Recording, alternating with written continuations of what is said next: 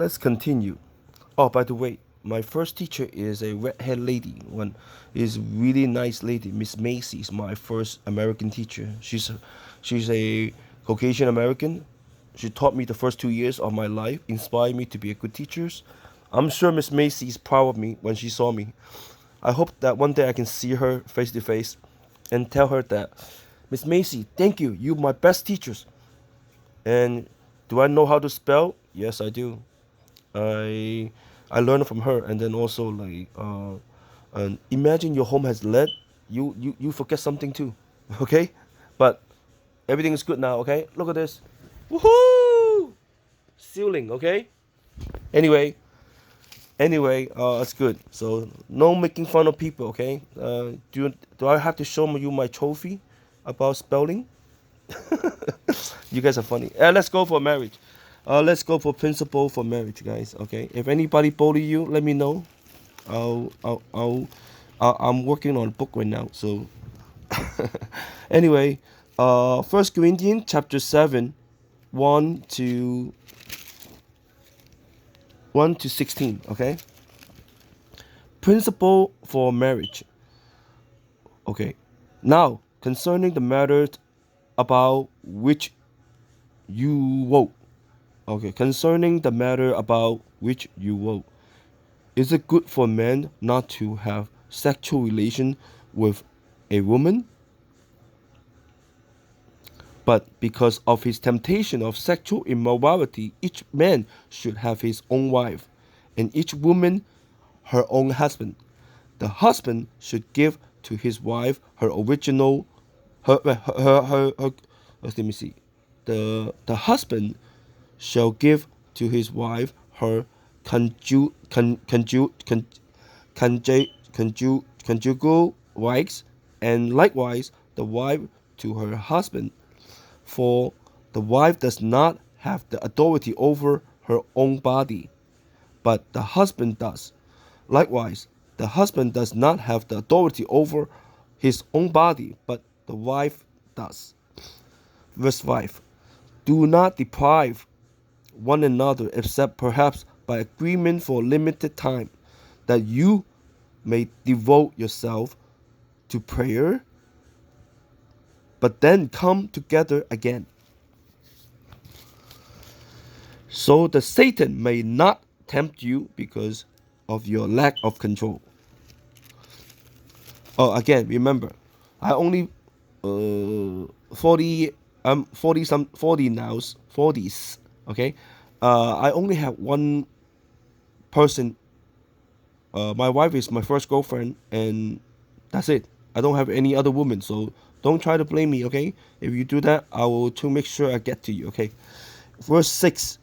Now, as a concession, not as a command, I say this: I wish that all will, as myself am. See, Paul talk about himself. Paul, see, Paul is talking about. Paul is talking. Watch this. Now, as a concession, not a command. I mean, Paul, say this. I, Paul, wish that all will, as myself am. But each has his own gift from God. One of one kind, and another, and one of another. One of one kind, and one of another.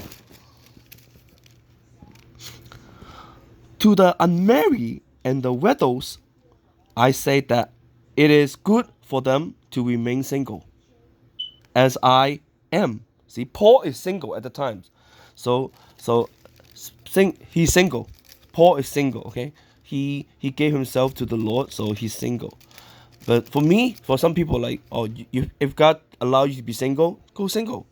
If God want you to get married, you know you're not being single, you can get married like me. I know at some young age, I don't want to be single, so I get married. So with my current wife right now. So it's up to you. Don't make fun of my wife. If you do that, I'll come back to you. Okay. And verse 9. But if they cannot exercise self-control, But if they cannot exercise self-control, they should marry. See? They should marry. It is better to marry than to have a burn with passions. So I know from young age, I'm not gonna be single. And trust me, there are a lot of people like I look like Ming when I was in high school already. So there are a lot of people I bring to church. You can ask my Sunday school teachers, okay? I even have a picture in my aunt's place. You want me to show you next time? Anyway, but Lai Ming is much better, much more humble than me. He's very good, okay? And good luck to the world, okay? Anyway, verse 10. To the married, I give this charge, not I, but to the world. The wife should not separate it from her husband, but if she does, she should remain unmarried, or else be reconciled by to her husband, and the husband shall not divorce his wife. Verse 12. To the rest I say, I, not the Lord. That means Paul. To the rest I say, I, not the Lord, that if any brother has a wife who is an unbeliever, and she content live with him, she should not divorce her. If any woman has a husband who is an unbeliever, and he consents to live with her, she should not divorce him. Verse 14. For, you may ask why. For, because the unbelieving husband is made holy because of his wife, and the unbelieving wife, pastors, unbelieving wife is made holy because of her husband.